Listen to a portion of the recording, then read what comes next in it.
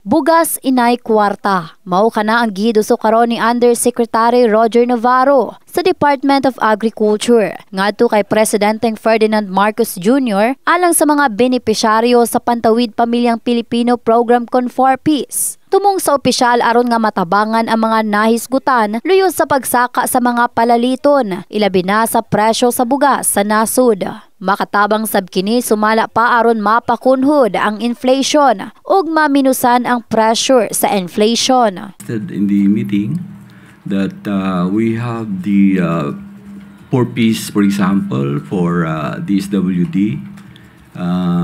We told the president that if we can convert the 4 Ps in terms of money, instead of money, it should be on rice form supplied by NFA. So we will take them out in the price pressures of the market in terms of buying high-price rice. Apan pipila sa mga benepisyaryo sa 4 Ps ang wala kini giuyunan sa pipila ka rason.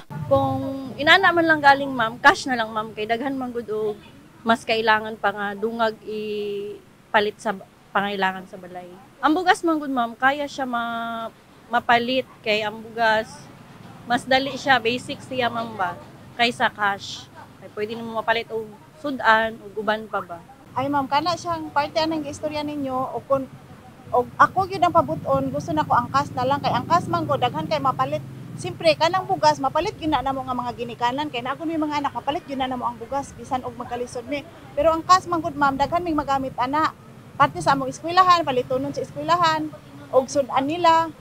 Una nga kuan ug ako kanon gusto na cash na lang gyud. Sigon ni Navarro, mamahimong kuhaon matud pa ang bugas nga ihatag ngadto sa mga benepisyaryo sa supply sa National Food Authority. Samtang gikonsidera sab matud pa kini sa Pangulo ang maong proposal ug tun-an pa sumala kini kung unsaon pagpatuman kasamtangan sa nasud. Ana sumala pa sa 4.2 milyones ang benepisyaryo sa 4 Ps nga nagadawat og 500 pesos sa matag bulan ang matag pamilya ug 300 sab sa matag tulo ka anak alang sa educational allowance.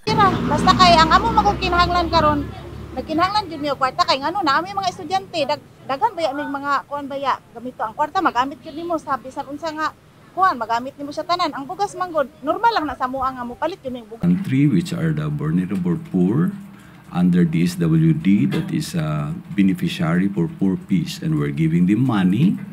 And unfortunately, because that is not rice, they're going to buy rice in the market price, and that put pressure and inflationary in the market because they're going to compete with the people who have money and them with only 4 Ps. If we can convert the 4 Ps by way of supplying them rice instead of money through NFA, then probably the inflation for rice will go down. In the heart of changing lives, kini si Russell Jean Mantile. Sa Brigada News Gensan, Brigada News.